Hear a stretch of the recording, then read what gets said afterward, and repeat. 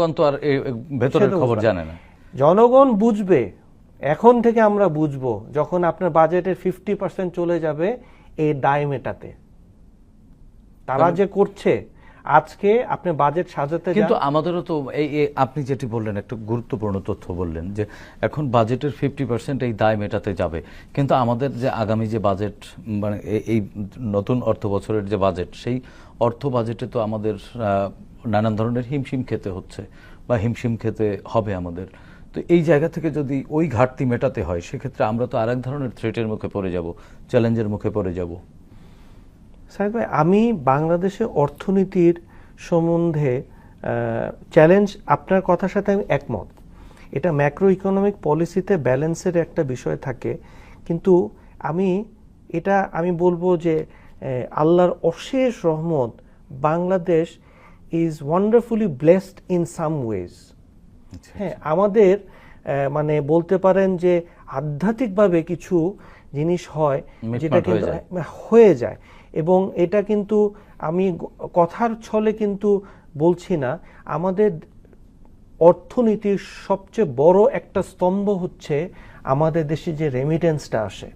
কিন্তু রেমিটেন্স তো কখনো সূচক হতে পারে না, একমাত্র মাধ্যম হতে পারে না। কিন্তু এটা আমাদের ফরেন কারেন্সি যে জেনারেশনটা যেটা হয়, এটার একটা বেসিস তৈরি হয়, কারণ এটা রাষ্ট্রের তো মানে শিল্পায়ন হচ্ছে সবচেয়ে বড় জায়গা।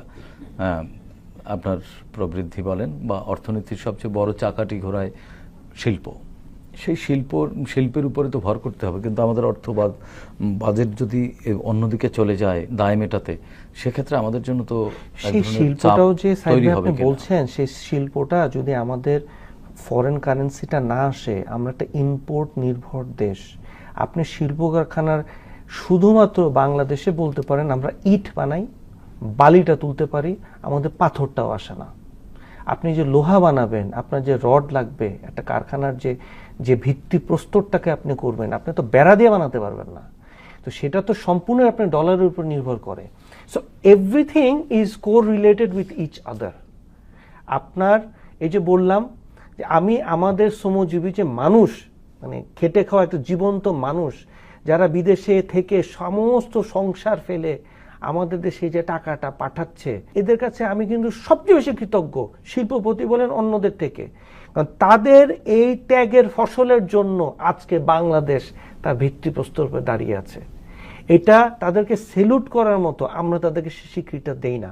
কিন্তু তারা যে আমাদেরকে ডলারটা দিচ্ছে, সেই ডলারটাকে আমরা কনভার্সন করে পেরিফেরাল অন্যান্য ম্যাক্রো ইকোনমিক যে আপনি যে জিনিসগুলো বললেন, সেটাকে সাপোর্ট হচ্ছে, এবং সেটার জন্য কিন্তু আমাদের ডেভেলপমেন্টগুলা এগোচ্ছে এবং আগাবেও। আমি বিশ্বাস করি যে হ্যাঁ, এখানে